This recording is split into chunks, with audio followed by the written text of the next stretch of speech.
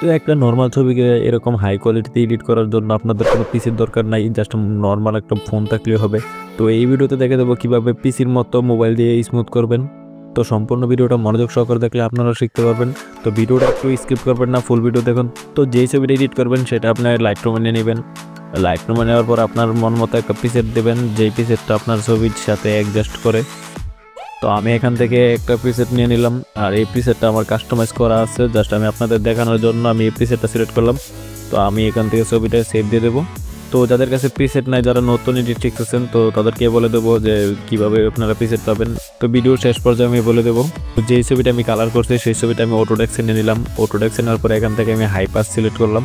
তো অনেকেই জানে না হাইপাস কি আর হাইপাসের কাজটা কি।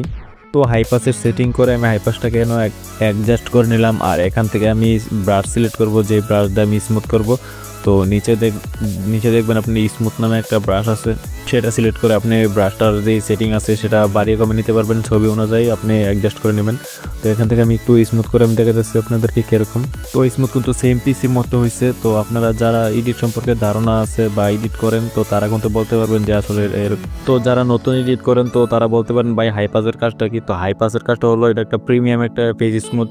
তো ভিডিওর প্রথমে বলছিলাম যে কিভাবে তোমরা প্রিসেট নিবা। তো আমার স্ক্রিনে দেওয়া হোয়াটসঅ্যাপ নাম্বারে নক করলে 20টি প্রিমিয়াম প্রিসেট ফ্রিতে দিয়ে দেবো। তো ভিডিওটা প্রথম থেকে শেষ পর্যন্ত মনোযোগ সহকারে দেখুন, তাহলে আপনারাও শিখতে পারবেন।